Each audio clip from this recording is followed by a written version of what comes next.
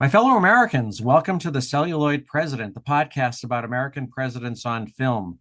Today we're discussing The Wind and the Lion, the 1975 epic adventure film that shows exactly what Theodore Roosevelt meant when he said the U.S. should speak softly and carry a big stick. You are in a lot of trouble. You should never have moved that bishop or kidnapped me.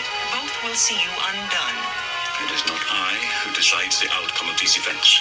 It is the will of Allah. President Roosevelt will have your head. We must seize the government and make our own negotiations. What about the French, Germans, British? Their delegation.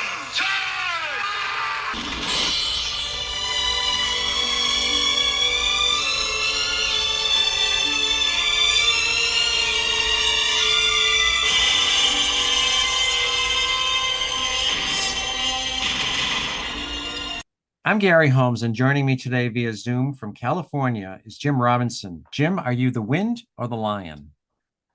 Well, I'm not the wind, Gary, and I'm not the lion either. My name is Bond, James Bond. Yeah, okay. Well, we have an obsession with both the Beatles and James Bond, so we might be able to get both of those in today in today's podcast. We'll see. So today's movie was recommended to us by our college friend, Chris Ryer, and I'm glad he gave us a suggestion because I'm not sure I would have thought about this movie. We're running out of biopics, so please, anyone out there, if you know of any movies with presidents in them that you'd like us to review, give us a shout. Anyway, before we get to the movie, we've got to talk about the Academy Awards. We're recording this on the Thursday after the Oscars.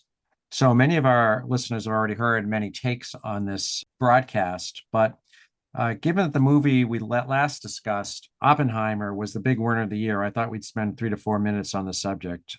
Jim, I know that watching the Oscars is not your thing and that you didn't watch it, but I'm interested to find out how much you've absorbed through osmosis. So what do you know about it?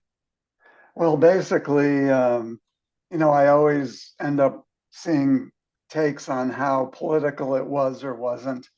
And from what I gleaned, it was not quite as political as Oscars usually are in recent times. So I think that's a good thing. Maybe another 10 years I'll be able to watch again. Well, there were two political moments during the broadcast when Zone of Interest won Best Foreign Film. It's the director made a speech about Israel and Palestine that people objected to. And the second thing is that President Trump tweeted about the Oscars, about how lame Jimmy Kimmel was. And Jimmy Kimmel read the tweet during the event and blasted Trump back. So if Trump hadn't tweeted, there would have been that one political event. So I did also see that a John and Yoko themed short film won an Oscar. See, we promised to get the Beatles in here somehow. Yeah. And that Sean Ono Lennon was there. So I would have watched it just for that, but it's too late. Yeah. No, Sean, I actually follow Sean Ono Lennon on Twitter, and he's a very reasonable guy. I agree with a lot that he says. But I've never seen him in person, and we came up and accepted the award. He looks a lot like Dad, and he sounds like him too. And I was surprised to hear that Yoko was 91 years old. So good for her. And I was surprised to hear that she's as old as my mother. So, yeah. Well, were you happy with the number of wins that Oppenheimer got? Yeah, I thought it probably could have won a couple more, but it did win 7, including Best Picture, Best Director, Best Actor, and Supporting Actor. Christopher Nolan, who's the director, turned out to be the most normal person on the stage. He's got a lot of British reserve. He's not exuberant. He's not a glory hog either. He actually won 2 awards, including one for being the executive producer when it won the Best Picture. But his wife was the co-producer, and even though both of them went up on the stage, he let her do all the talking. So it was he wasn't doing a lot to call attention to himself. I thought I never heard him speak before either, and I thought he was just like a regular guy. What about the music and the sound, which we praised? Did did I read correctly that it won for music but not for sound? I I think that's right. I think that's right. Yeah, it did not win for sound. Zone of Interest, the previously mentioned movie, which is about commandant of the concentration camp Buchenwald living their lives outside the camp. That won Best Picture, Best Sound, and I guess I was surprised because I thought for sure that Oppenheimer was going to win because that was the sound was a major role in that movie, but Hmm. it was spreading the wealth around. Now Um, we got the Beatles in already, and I made a joke about Bond. So I'll make one other Bond reference. There'll be many more in this podcast, by the way. right, right. But that there is talk that Killian Murphy, is it? Yeah. Yeah, might be the next James Bond. So we'll see about that. Yeah, I don't think so. He's not a very muscular, hyper masculine looking person, and I don't think that he would be right for it. But he is British at least, or Irish, I guess. The highlight of the movie, as far as I was concerned, was Ryan Gosling when he performed "I'm Just Ken" from the movie Barbie, which has inspired me to think that we should do Barbie next time. Did you hear anything about I'm Just Ken?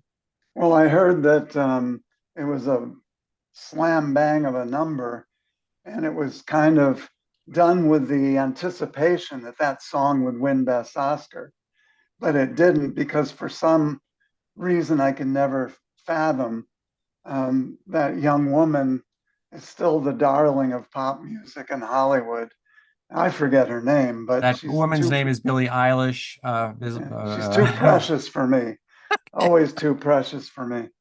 Oh, there's no way that I'm Just Ken was going to win the Academy Award because Greta Gerwig was shut out. Margot Robbie was shut out. They were not going to give an Oscar to a a movie in which the male actor is singing. So I'll just say one more thing before we get to the movie that we're talking about today. We had two huge movies up for Academy Awards this year, Barbie and Oppenheimer, and they're competing against each other, but the ratings were only up 4% to 19 million viewers. It used to be 50 million. And these lower numbers, continued lower numbers, even on a great movie year like this, part of the general collapse of live viewing. Except for sports, people just don't watch live TV anymore, especially when they can watch highlights on YouTube. So, I mean, maybe you don't I'm watch a good example. politics, but and I think another problem was it was an hour earlier, so people weren't watching early in the podcast, especially on the West Coast, because they didn't realize it started at 5, and I guess it was 4 instead of 5. So Right. Yeah, it could also be that there's so many different awards programs now. And then maybe a few points are shaved off because half of the country fears it'll be too political in a way they don't right. like. All right. Well, let's talk about Theodore Roosevelt and The Wind and the Lion. So this movie takes place in 2 locations in Morocco, where a warlord has taken an American woman and her 2 children hostage, and in the White House of Theodore Roosevelt, who has little patience with the niceties of diplomacy. Theodore Roosevelt is one of the 4 heads on Mount Rushmore, meaning he was considered one of the 4 greatest presidents when those carvings were made. What's your take on him? Well, I think my take is probably as complicated as the man himself. He's a fascinating figure. I think he's almost Churchillian in terms of the range of interests, the range of abilities, the experiences he had in his life, much shorter life than Churchill, and also the oddities and the excesses. He basically invented the activist presidency, and he invented the activist federal government. And back in the early 1900s, some of that was needed. But you could pick out today almost everything that Theodore Roosevelt did over 100 years ago and see how it went to great excess in the ensuing years. So that's what I mean by a complicated take. He did some very good things as president, but then in ensuing generations, those same things in terms of the reach of government got taken too far. Yeah, now it's funny that you mentioned Churchill because I was going to do the same thing. Both of them were born to a rich family, but they still needed to earn a living, which they did by writing books. They're both very prolific writers and historians. Both of them also possessed a relentless energy. Roosevelt was the youngest person to become president. He was only 42 when he succeeded the presidency after the assassination of William McKinley. He's an odd mix. He was the father of the progressive presidency, as you noticed, and he believed in the power of the government to control the economy. He created antitrust laws and a lot of safety regulation, but he was also our most imperialistic president, and also a guy that loved to kill animals. The bigger, the better. He was always off on safari killing things. So it's not really my favorite president, but he was remarkably successful at what he tried to accomplish. As you said, I mean, his legacy is, unquestionable. You know, this is not an idea that originates with me, but Hemingway biographers have made some pretty tight connections between the personalities of the two men, TR and Hemingway, both men of action, needing to show their masculinity, and voracious hunters in Africa. And yet they were also intellectuals, Yeah. and basically bookworms. Yeah. And some have even gone so far in the Hemingway scholarship as to surmise that both men were basically bipolar, manic depressives, who had these periods of very frenzied activity where they could never sit still, intermixed with periods when they were down and depressed and lethargic. So I thought that, being a Hemingway fan, and you are partly, not as much as me, I think that's an interesting comparison. I would recommend, if anyone wants to take the full measure of the man, I would recommend the Edmund Morris 3-volume biography, which are fantastic, particularly volume 2, Theodore Rex, which was during the presidency, and Colonel Roosevelt, volume 3. You can really get the full sweep of the man's life and his complexity in those biographies. Yeah, I read the first two. I haven't read the third yet. I actually went into the Theodore Rex book when he was president to read what they said about the events that are depicted in this movie. So we'll talk about that later. The only other thing I would point out is he wasn't really a Republican. Yeah. Especially by Reagan standards and Trump standards, or maybe even actually a little closer to Trump standards. I think he's a little bit closer to Trump than he is to Reagan. Yeah. He actually sabotaged his own party in 2012 when he ran as a third-party candidate against his own handpicked Republican successor, President Taft, and split the vote with Taft and allowed Woodrow Wilson to win. Yeah. And so I think that's definitely part of his record as well, for whatever people make of that. Okay. Well, let's go on to the actual movie. I think you are up for doing the summary. Do you have to? I am, and it's not easy because the plot is a little complicated. Okay. There's more than one protagonist, more than one antagonist, and they sort of intermix with each other like a triangle or something of sorts. But I'll give it a go. Okay. Let's hear it. It's a 1975 film based loosely on the Perdicaris affair of 1904. At that time, foreign powers are competing to control Morocco, which is being led by the very corrupt and decadent Sultan of Tangier and his Bashaw, or administrator. The Rasuli, who leads the Berbers, an indigenous nomadic people, is appalled by these corrupt rulers, and he wants to embarrass them and trigger an insurrection. And so he kidnaps an American widow and her 2 kids. Back in America, this is a big issue, and Teddy Roosevelt sets out to free them by invasion if necessary. The film flips back and forth between scenes featuring Rasuli and the family in Morocco and statecraft and politics in the White House. Eventually, U.S. Marines, led by Captain Jerome, march into Tangier. They force through battle the Sultan to accept the Raisulis, a hostage demands, and the hostages are freed.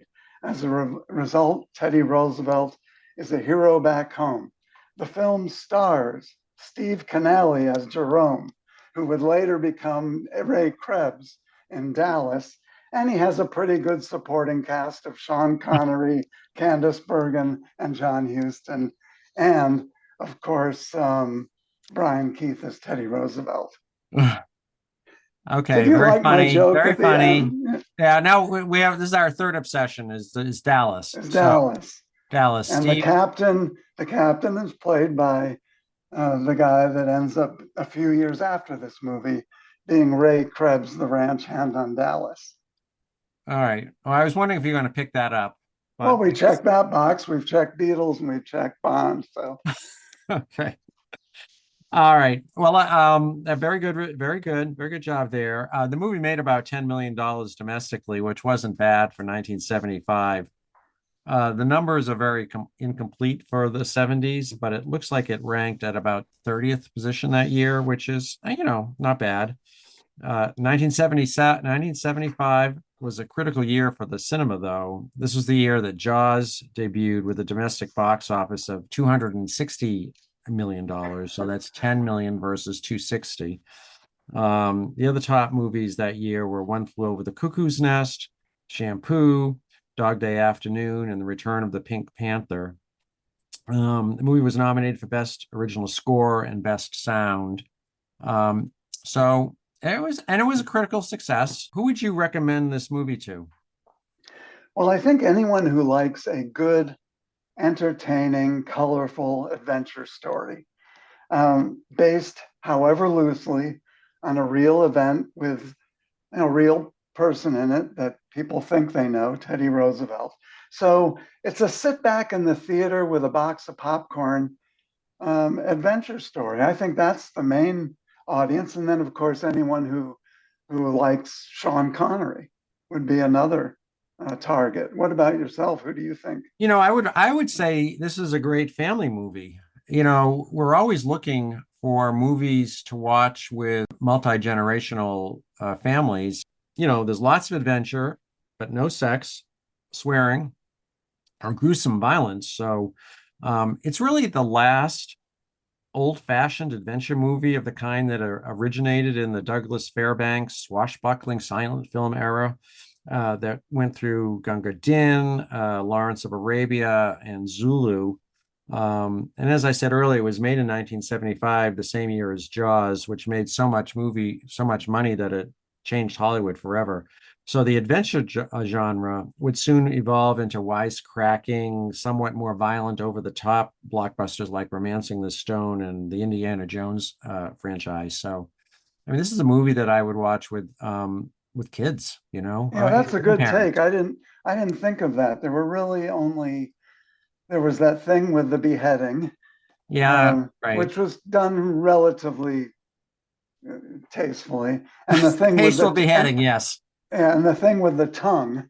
But other than that, I think you're right. And there was even a couple cute kids in there, and particularly the boy, the son that was kidnapped, sort of bonding with the swashbuckling Sean Connery and looking up to him. So I think that's a good take. What did you like about it? Well, I like the action. I like the scenery. I like that it was fairly lighthearted. As I said, it's the kind of movie where it's not really that sad when a lot of people get killed. Okay, great, they're killed, but what do I care? So I'm usually allergic to movies in which a bossy woman gets the better of a grizzled, brutish man through the sheer force of her personality, but it seems to work here. In real life, a woman who was taken hostage and spoke out of turn would get beaten or worse. But I was willing to suspend my disbelief for these two characters because they're so compelling. He did slap her. That was not great, but what would really happen is she'd probably get her face beaten into a pulp. But Oh yeah, what I did you thought like it was about it? well, it was a beautifully shot movie. Oh, yeah. It was visually striking. Mhm. And I thought the scenery, the camera shots, the wide shots were really good. And anytime there was action in it, whether it was the kidnapping itself or the different battle scenes, anytime there was action, I thought it was really well directed. Yeah, no, I was going to say the same thing. I like the direction from John Milius. These sweeping desert vistas. They're not quite as good as Lawrence of Arabia, which is one of the influences on this film, but still very arresting. I mean, it was quite spectacular. So yeah, it looked great. And I was never bored No, in it the wasn't. whole. Well, it was, it wasn't 3 hours like 3.5 hours like Lawrence of Arabia. What didn't you like? Most of the characters seemed a little cartoonish to Yeah, me. The Sean Connery character, you mentioned Candice Bergen's, the kidnapped woman's sort of reactions, cheeky reactions, and to her kidnappers. And I thought that was, you know what that reminded me of? It reminded me of Julie Andrews in Sound of Music and the way she talked back to Captain Von Trapp. Well, right. the worst that would have happened to her is she would have gotten fired and gotten sent back to the convent. But you don't tell kidnappers who just performed a beheading in front of you, you don't give them back so much lip. And so I thought it was cartoonish like that. But then I had a revelation about halfway through. And the revelation was, what if the movie was in a way sort of meant as parody? Especially when you saw Steve Canale as the US Marine captain uttering those obnoxious, ugly American trite slogans and arrogant kind of statements. And I thought, well, maybe the filmmakers aren't doing this entirely seriously. So why should I consider it so serious? Okay. What did Um, you not like? Well, I actually thought it was a little hard to follow the Moroccan politics. You sort of cut through the cloud with your description there. But I had like which of the chieftains was related to whom. It wasn't really clear at first that the Sultan was a figurehead, for example. And I actually didn't understand what the US Navy accomplished by taking over the government, or even what Sean Connery's character's strategy was. Why would kidnapping an American start a civil war? So I understood later when I was reading about it, and your summary really did point it out. But when I was watching it, I didn't really understand like what's happening here. Yeah, I didn't understand the indirectness of the kidnapping plot. I'm going to kidnap these Americans so that I will embarrass the leaders of my own country whom I don't like. Yeah, And the Americans will then invade to force the government I don't like to give me gold. And so I'll free the hostages. But I don't like foreigners in my country. But meanwhile, I just manipulated things to have the Americans come in. yeah. I think you're right. It was convoluted. Now, having said that, that's actually what happened. I mean, Yes. the filmmakers didn't make this up. I mean, the Razuli actually, I mean, I went back and checked, as I said in the book. Yeah, that really happened. So, Yeah. the other thing I didn't really like, I can't really blame the movie makers for not anticipating what would happen over the next 50 years, but I was just a little uncomfortable that a hostage taker is the hero of a movie and portrayed so benignly, because, hostage takers have not always been as hospitable to the people they've kidnapped as portrayed in this movie. So Yeah, and that's the the foreshadowing parallel gets even worse yeah, because you could actually look at the Sean Connery character and go forward years and say that's like Osama bin Laden. right. Very intelligent, almost intellectual, refined in some Western ways, a hypnotic effect over followers, hating the government of his own country, the Saudis in Osama's case, and wanting to make things happen to his own country by striking out at America. Yeah. It's creepy. It's creepy. But Yeah, they couldn't have it known that. I mean, again, this was made during a much more innocent time, but now that you're looking at it through the lens of 50 years later, it's like, well, all right. Well, speaking of which, so what do you think the movie was trying to accomplish? Well, I think on one level, entertainment. Yeah, And as we've discussed, and John Milius, if you look at who he is, I mean, he wrote a couple of the Dirty Harry movies. right, He directed Conan the Barbarian. right. He wrote a more serious film like Apocalypse Now. So I think he was into a mix of both entertaining and serious films. And so I think on that level, he was just trying to do well by his audience. Well, the other thing too is that John Milius was well known in Hollywood for being one of the few openly conservative directors in the 70s and 80s. And as you mentioned, he started writing the Dirty Harry movies, which are hated by liberals because they depict a cop who doesn't always follow the rules.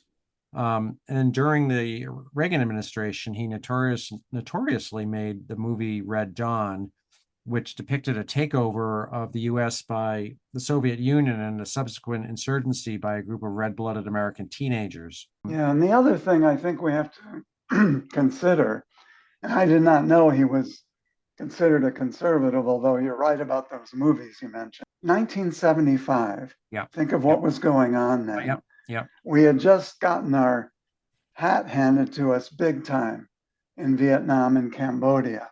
We had really come face to face with the limits of our ability to project American power around the world. A huge backlash was underway where the War Powers Act was passed in Congress, which basically limited, at least for a short time, a president's unilateral war-making abilities. And so I think the movie was made in that context, and we have to consider that as going through the director's and the writer's mind while it was being made. Sure. I mean, this was a period of humiliation for the United States because of, the way we had to exit Saigon. And I think what Milius is trying to do is put a good face on U.S. global assertiveness, which is one polite way of saying what our critics call American imperialism, to show that the U.S. can and should act unilaterally and still be the good guys. There's a lot of heavy-handed symbolism comparing the U.S., Theodore Roosevelt, and a grizzly bear. All three are supposed to be forces of nature who can't be constrained by legal niceties. So I think he's trying to give us a little pep talk after Vietnam.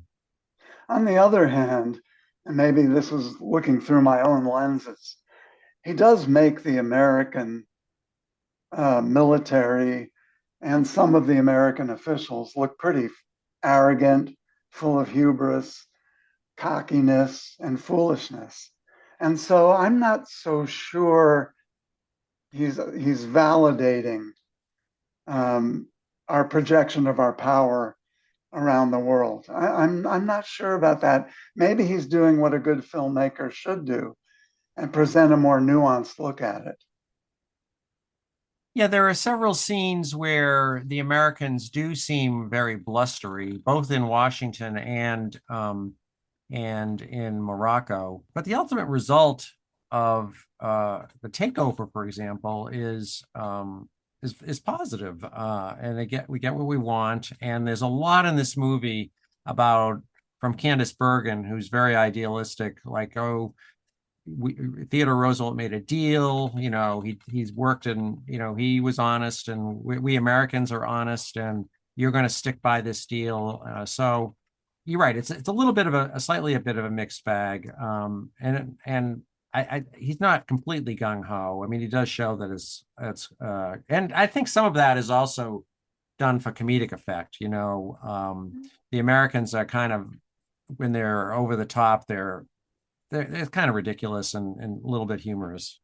The other thing is what you hear from Theodore Roosevelt's defenders is that what he really was was a master negotiator. Yeah. And his record of negotiating an end to the war between Russia and Japan and using force, as you said at the very beginning, as a big stick in order to bring about negotiated results, was maybe the kind of mix of negotiating and military threats that you need in the real world. What was interesting too is that in the very end, in the final scene, the villains in this movie turn out to be the Germans, who in reality were not the big major players in Morocco. It was the British and the French, but they're the ones who kind of try to double cross the Sean Connery character. And that's where Candice Bergen stands up to them, and they have this big fight at the end, and this big battle where Sean Connery gets away and Candice Bergen gets away, and everyone's happy. So, all right. Well, speaking of Candice Bergen and Sean Connery, let's discuss the actors. And I'm going to say up front that none of the main characters are, exactly great actors. They're strong personalities and movie stars, but none of them go in much for method acting before where you try and lose yourself in the part you're playing. But having said that, who do you think who did the best impersonation? Let's talk about Brian Keith first. Yeah, sure. We know Brian Keith so well from our childhood, right? Yes, family affair, and with 6 you get egg rolls. Yes, he sort of a charming, likable, impossible to dislike, soothing presence on the small screen is how I remember him. Yeah, so Brian Keith plays Theodore Roosevelt, which is not what I ever would have guessed. Yeah, I thought he did pretty well with the material he was given. And a decision was obviously made to show his glib, superficial, trite side of things. A boxing match and then a couple one-lining comments about world affairs and a gregarious personality rather than the serious thinker and intellect that TR also was. So I thought it was I don't think it did the real TR justice, but I don't think that was Brian Keith's fault. No, I mean, they were emphasizing more of the public Theodore Roosevelt, because Roosevelt was always projecting this energy and decisiveness and activity. I mean, I don't think Roosevelt really wanted everyone to know that he spent a lot of time reading, writing, which are not, traditionally masculine virtues. Yeah, it wasn't, I don't think it was Brian Keith's fault. I thought he was fine, Yeah, he looked a little too well groomed and well dressed. Yeah, for Roosevelt. I will say that I went back. I think Roosevelt is maybe the first president whose voice is recorded. So I went back and listened to it, and I've got a recording that I'm going to put at the end of the podcast here. And if you listen to the recording, it sounds nothing like Brian Keith, who talks in this movie like he's John Wayne. The real TR spoke with an extreme upper class accent, and a kind of a higher voice too. Obviously, they didn't try and replicate that because it would have sounded too off-putting. So, I mean, it's interesting when you go back and listen to the way people used to talk. All right, we've talked about Sean Connery enough.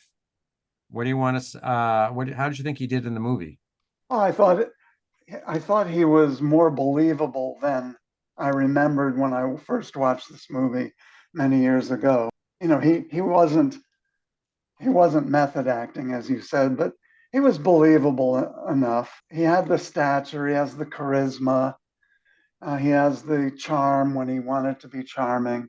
And so he's a movie star. What can you say? I guess he's like a Harrison Ford. Needless to say, he was the original James Bond, and he brings a lot of James Bond's personality to the role. He does a lot of swashing, he does a lot of buckling. And what I love about it is that he doesn't even try and hide his Scottish accent. Right.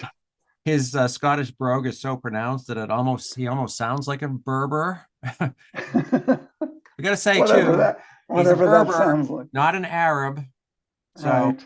Theodore Roosevelt might not make that distinction, yeah, he was good. He really About was you?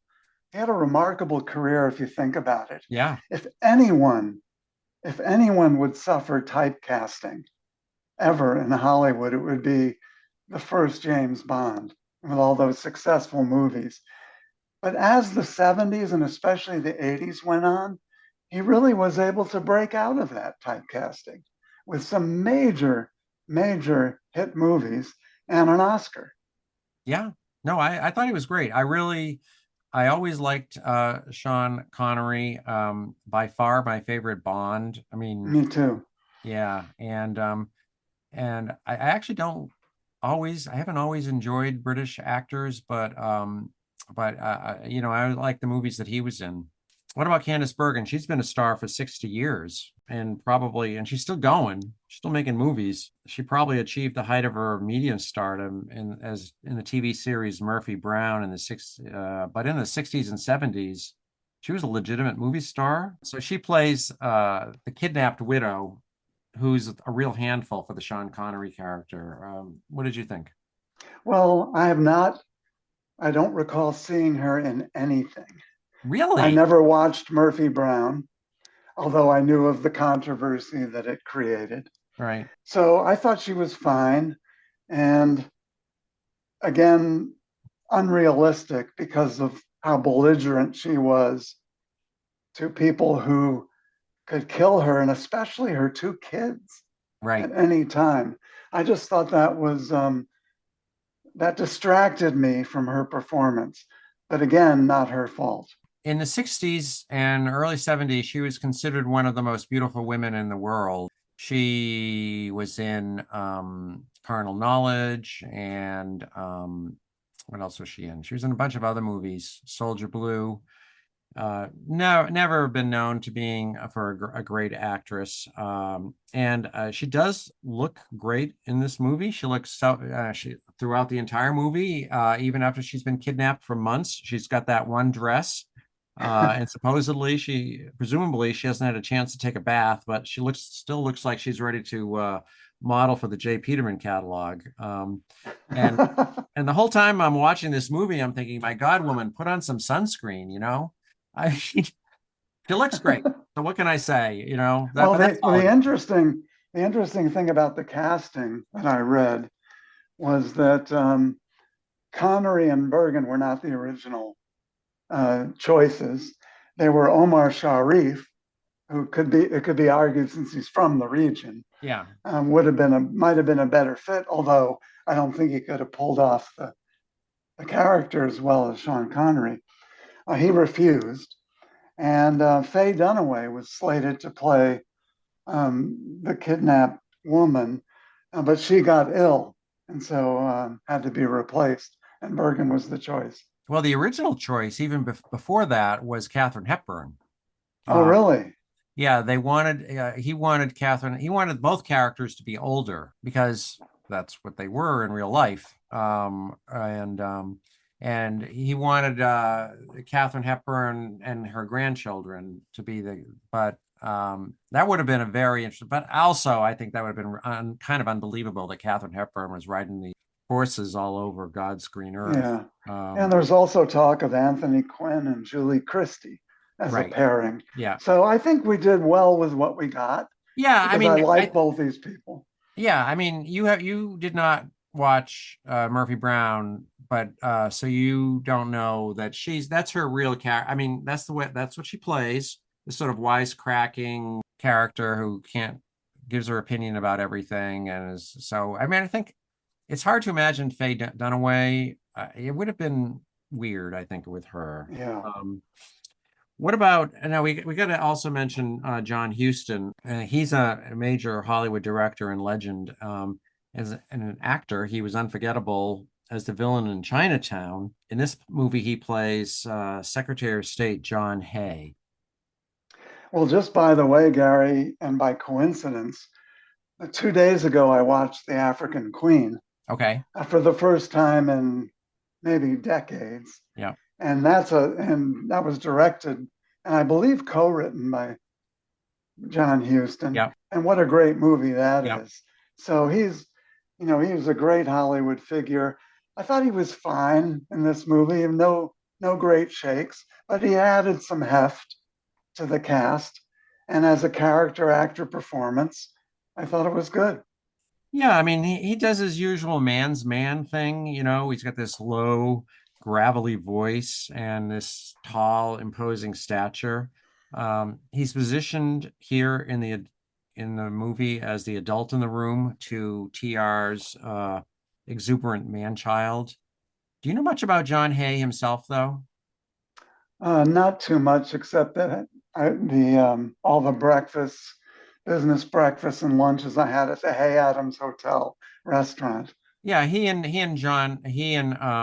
Henry Adams and their wives were best friends in the 1880s and 90s, and they had houses built right next to each other, facing the White House, and that's where the Hay Adams Hotel lives. Now, Right. those of us who lived in Washington, the Hay Adams is one of the most exclusive and fanciest and important hotels because it's again right across the street from the White House. So that's interesting. But he started out as Abraham Lincoln's personal secretary, and he's actually played in the movie Lincoln.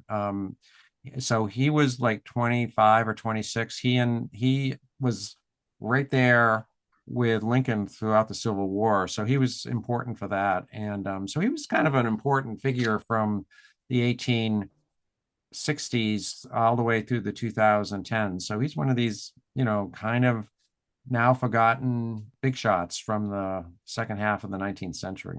Wow, that was a long career. Now you've already mentioned Steve Canale. I thought he was fine. I thought he was good. Again, he was playing the part that was written for him. Yeah. And I thought he was good. He looked good. Yeah. That he through the Dallas run, he started getting a little porky and baldy, but he looked good. And Yeah. I thought he was fine. Yeah. Yeah. Yeah. It was one of those things where like I was watching it, I was like, who's that guy again? Who is he? I can't figure out who he is. So eventually it's like, oh my God, that's Ray Krebs. I knew right away, Gary. Right away. You knew right away. I'm sure you did. All right. Let's talk about the history. Oh boy. All right. So this is one of those histories. This is one of those movies where we can't let the accuracy get in the way of the truth. You've done a little research, I assume. You can take this one. Yeah, and I don't think the movie was pretending that it should be where you should go for history. Right. The history of this incident. To begin with, the kidnappee was a 64-year-old man. Yeah. Not a woman. Right. And his name was Perdicaris. And for some reason, they changed her name to Perdicaris. So the names aren't even the same. And but thank God that they gave James Bond a Bond girl and not a Bond bloke. By changing the sex of the person who was kidnapped. So that's one thing. And then the Marines never went in on the ground to Tangier and did battle, especially with the Germans. Right. It was gunboat diplomacy. It was the threat in the harbor with all the gunboats. There may have been a small contingent that went in to do some threatening and talking, but it was not an invasion like the way it was portrayed in this movie. And then the final interesting historical thing I would point out, well, two things. One, Teddy Roosevelt didn't need this incident in order to be reelected in 1904. He was wildly popular. Now, I guess he could have blown it to such a degree that it would have dragged him down, but he didn't need it to get reelected. And the film sort of suggests that he did. But the other thing is that it turns out that Mr. Perdicaris was not an American citizen after all. And so this whole idea of I will go around the world and flex our muscles to save American citizens, And there was a little bit of a falsity to that. Now, he was an American citizen, but he was a Southern American citizen during the Confederacy, and he was a Greek immigrant in the South, in Georgia, and in order to hang on to his property and not have it confiscated because he was a Confederate, he renounced his citizenship and became totally a Greek citizen again. And so he never changed it back. And when he got kidnapped, he was still just a Greek. And that, Gary, is my primer on the history. What did you find? Well, I agree with all of that. So thank you. I'm to be honest with you, I was surprised at how much of it was more or less directionally true. I mean, an American was kidnapped. The names are the same. The two of them did become friends. Roosevelt did use it as a campaign issue. They did engage in gunboat diplomacy. The European powers were heavily engaged in the management of Morocco. So a lot of it was the same. And in that famous saying, "We want Perdicaris alive or Rossini dead," really did electrify. John Hay was actually the one that came up with that phrase, and he sent it to. This was all happening during the Republican Convention of 1904, where they were renominating him. And according to the Morris book that you referred to earlier, it was a dull, lackluster convention until a statement came out from John Hay, and it really electrified them. So I think he was the first vice president who inherited the office due to the death of his president to get elected. Yeah. In his own right. Yeah. Yeah. I also found out that Perdicaris is often cited as one of the earliest examples of the Stockholm syndrome, which is when a hostage comes to identify with his captor. And you can see it in this movie when the Candice Bergen character endangers her own safety to free Razuli at the end. Although her reaction is supposedly based on the American sense of fair play, in other words, that Roosevelt made a promise to Razuli and that the American president's promise needed to be enforced. I mean, it was still an idea that they had become friends. They played chess together, and and that really happened in real life. I mean, Perdicaris and Razuli became actual friends. So yeah, so I would say that he's one of these movies where the overall vibe is right, but not some of the details. And I think it gives a pretty fair, generalized impression of what actually happened, even if we're not all. I'm not as complaining about the details in this movie as I am about them in some of the other ones who purport. Yeah, I'm a little surprised that you're not. Well, I know I'm usually knuckles more, but I don't think this movie is claiming to be where you go to for right. history. It's right. one of those based on actual events right. kinds of right. movies. And that's why I'm more impressed with how much they got right than how much they got wrong. Yeah. Okay. Well, having said that, what are your favorite scenes? Well, I think the opening scene was fantastic. The opening scene showing the kidnapping. I mean, when you're trying to pull an audience in from the get-go, I thought the way that played out, the suspense, the danger, the action, the photography, I thought that was really, really good. And right away, I was hooked. And I thought in general, all the action scenes were really well done from a cinematic standpoint. I think my favorite scene was when the U.S. Marines come marching through the streets of Tangier and take over the palace of the Bashwa. They kill a bunch of guards and capture the guy and take over the government, which is completely illegal under international law, but just so satisfying. Of course, it never happened in real life, but too bad. It was a good scene. That was a good one. I like the one where Teddy Roosevelt was talking to the reporters at Yellowstone. Yeah. And then he started this riff about the American grizzly and the American spirit. It was a little hokey, but I thought it was affecting, and it was nice to let them have their Teddy Roosevelt have a few thoughts strung together more than just a glib one-liner. I thought Yeah. it was good. I was touched. This is not necessarily a favorite scene, but one that really stuck out to me. There's a campaign event in which Roosevelt is speaking from the train's caboose.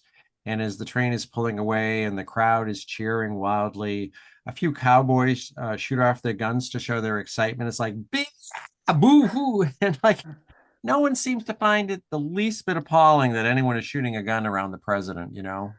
Especially when someone else did shoot one around the president 3 years earlier, Yeah, William McKinley. exactly. I mean, and Roosevelt himself got shot at a campaign event in 1912. So, uh, Right. you know, I like those. I like the very quick scene at Roosevelt's birthday party where they had him cutting his huge birthday cake and the knife ran right through where there was a map of the Americas and his knife ran right through where the Panama Canal was. I just thought that was a nice movie touch. well, in the same scene, I will say, this is, John Hay, he's speaking to the Japanese ambassador, and Oh, he's, yes. you like knifey? You like forky? Splendid. And then the Japanese general gets up and says, may the breath of Theodore Roosevelt be the wind he has sent across the Pacific, wind that bends the trees of aggression and injustice, but a true wind marked for its warmth, an American wind. And then he turns to John Hay and says, you like speechy? That was great. That was great. What about favorite lines? Well, I like the line when Hay and Roosevelt are talking, and I think it was the first time that Roosevelt confesses that he kind of respects Rasooli as a pirate. And Hay said, "Do you know any other pirates?" And Roosevelt said, "Yes, J.P. Morgan." I just thought that was great. I liked when Candice Bergen is playing chess with Sean Connery and says, you are in a lot of trouble. You never should have moved that night or kidnapped me. Both will see you undone. Yes. I like the time when the very decadent, childlike, decadent Sultan was whining and moaning to whoever, and he said, "Oh, it is so difficult to be Sultan." It was just for comedic effect. Comedic effect. Yeah, yeah. I think this might be the same scene you were talking about, where Roosevelt says they're at Yellowstone, and he says the American grizzly lives out his life alone, indomitable, unconquered, but always alone. He has no real allies, only enemies, but none of them as great as he. And the reporter says, you feel this might be an American trait? And he says, certainly, the world will never love us. They respect us. They might even grow to fear us, but they will never love us, for we have too much audacity. And we're a bit blind and reckless at times, too. That was great. I thought that was a That's great possibly one. what Milius was trying to get at in this movie from a political statement, I think. Right. And I can't leave lines without pointing out the time when Sean Connery totally abandoned any semblance of playing a non-James Bond type character. And it was when they were learning, Bergen and Connery were learning each other's characters' first names for the first time. And she says to Sean Connery, "Well, I am Eden." And Sean Connery says, "Eden, of course." and he just slipped into that with that twinkle in the eye, the pause, the innuendo. It was totally a James Bond moment. Yeah, no, the interaction between the two of them was very entertaining. It's like a romantic comedy without the, actual, Romance. like, Yeah. yeah, at the Yeah, end. they never kissed or anything. They never I mean, there was no romantic anything, but it was very much a lot of bantering back and forth like you'd seen in a romantic comedy. We need to talk about what relevance it has for today's politics, if any. What do you got?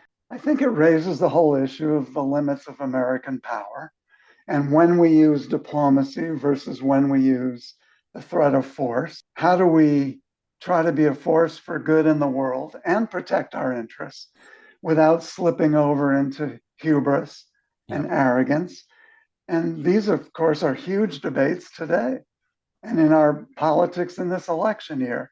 And so I think it's tremendously relevant. People on all sides of those issues can feel that their side of the issue is being well represented, I think. Yeah, no, I was surprised at how relevant it was, to be honest with you. I mean, a movie made in 1975, still quite relevant. It still raises all these questions. The one you just mentioned is fairly obvious. And I also thought about what it meant for hostage takers, right? In the movie, the United States makes a deal to pay off Sean Connery. We have a different philosophy now, which is not to pay ransom because it only encouraged them. Soon after this movie came out, the U.S. experienced a rash of airplane hijackings. I'm sure you remember that. And Yes. hostage takings in the Mideast, which were really horrible and painful during the Reagan administration. So many people were kidnapped. And the issue of what to do with hostages has never gone away. In fact, right now in Israel, they're dealing with that same thing. I mean, they have a bunch of hostages that are still being kept prisoner by Hamas, and they're debating what to do about it. Yeah, and the whole debate or the claim of no negotiation and no ransom is kind of false anyway. Yeah. Because there almost always is. Yeah. Yeah. So, I think that's a good point. Do you think this movie could be made today? Well, for one thing, the animal rights people would go absolutely out of their mind because, at least the way it looked to me, those poor horses, I thought you were thinking about the bear, but you're right about the horses too, right? Especially, I mean, the number of times that you saw horses do triple backflips or forward flip with uncut camera shots of that happening. I mean, my God. So no, I don't think that part could be shown. And then we've already discussed the implication in this movie of the sort of the sophisticated terrorist and hostage taker, the intellectual terrorist and hostage taker, who maybe deserves our respect. I don't think could be, I mean, today the Rasuli character would be presented as a drone target. What do you think? I don't think so. I don't think this movie could be made, or certainly not I mean, you could make a movie about this incident, but it wouldn't be anything like this movie. For one thing, Theodore Roosevelt has basically been canceled. There used to be a statue of him outside the Museum of Natural History in New York, which he founded, that was removed during the woke riots of 2020. So he's seen as a problematic figure because he was an outright imperialist and someone who had conventional opinions about race about race for his time. So, although I have to say he was not as much of an outright racist as Woodrow Wilson. So I don't really. And he got in big political trouble for inviting Booker T. Washington to the White House. Right. Yeah, but he was pretty progressive, but not progressive enough for today. Right. Well, there was a progressive movement then that is different from the way the term progressive today, which all students of history should know if they're looking at Teddy Roosevelt. And also, needless to say, a Scottish actor like Sean Connery would never be allowed to portray a Moroccan native. I mean, that would be completely it's now. Not even an Egyptian like Omar Sharif. If you were a high school teacher, would you assign this movie? Only if I didn't have a lecture prepared for that day and I wanted to take a little break myself and I was talking about that period in American history, I would say, sure, why not? But it's not compelling to show it, I don't think. Well, it's not like watching Lincoln, for example, where there's a lot to teach. I do think if you were studying